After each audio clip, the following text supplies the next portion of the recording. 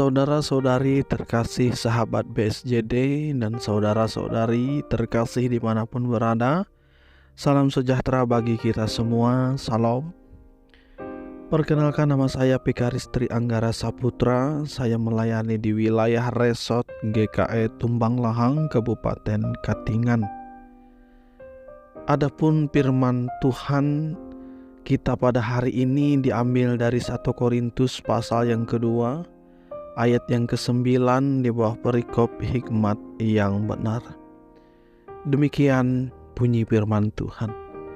Tetapi seperti ada tertulis, apa yang tidak pernah dilihat oleh mata dan tidak pernah didengar oleh telinga dan yang tidak pernah timbul di dalam hati manusia, semua yang disediakan Allah untuk mereka yang mengasihi Dia.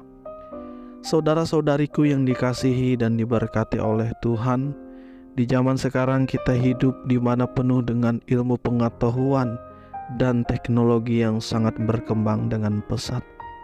Jadi tidak menutup kemungkinan bagi seseorang akan memiliki ilmu pengetahuan dan merasakan pengaruh teknologi yang kuat di dalam dirinya. Ada dua kemungkinan yang akan terjadi ketika kita hidup di zaman ilmu pengetahuan dan kemajuan teknologi yang berkembang dengan pesat ini. Yang pertama, jikalau ilmu pengetahuan serta kemajuan teknologi yang berkembang dengan pesat itu digunakan dengan baik, maka juga akan menghasilkan sesuatu yang baik pula bagi yang melakukannya dan orang yang berada di sekitarnya. Tetapi tidak menutup kemungkinan pula dengan perkembangan ilmu pengetahuan dan teknologi yang berkembang dengan pesat itu juga bisa saja membuat kita terlena dan jatuh ke dalam perbuatan yang sebaliknya, berlawanan dengan firman Tuhan. Tinggi hati, iri hati, amarah, egois, bahkan dililiti oleh sikap-sikap yang lainnya yang bisa menimbulkan dosa. Firman Tuhan kita pada saat ini berkata, apa yang tidak pernah dilihat oleh mata dan tidak pernah didengar oleh telinga dan yang tidak pernah timbul di dalam hati manusia, semua yang disediakan Allah untuk mereka yang mengasihi Dia.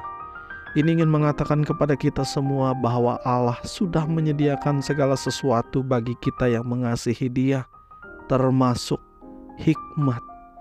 Rasul Paulus dalam perikop ini ia datang kepada orang-orang yang berada di Korintus, bahwa ia datang kepada mereka tidak dengan keunggulan yang ada dalam dirinya sendiri atau dengan pengetahuan yang ia miliki, namun ia datang kepada mereka dengan suatu sumber yang berupa hikmat yang besar yang bersumber daripada Allah yang menuntun dirinya.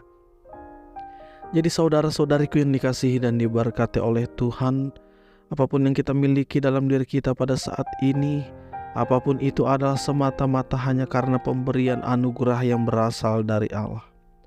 Oleh karena itu, sebagai pengikut Kristus, hikmat merupakan anugerah yang berasal dari Allah.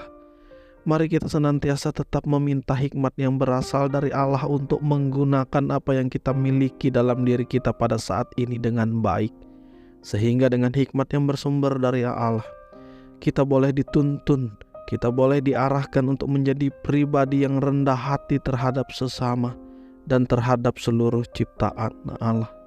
Hikmat adalah kemampuan yang Tuhan Allah berikan untuk mengambil keputusan yang tepat, dan hikmat adalah kemampuan untuk menjalani kehidupan dengan baik dan benar. Hikmat yang baik seharusnya memerintah dalam setiap aspek kehidupan kita.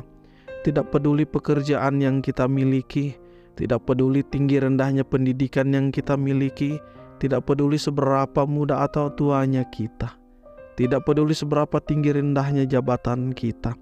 Kita semua membutuhkan hikmat agar dapat menjadi pribadi yang berhasil, menjadi berkat dan menjadikan diri kita untuk hidup berkenan di hadapan Tuhan.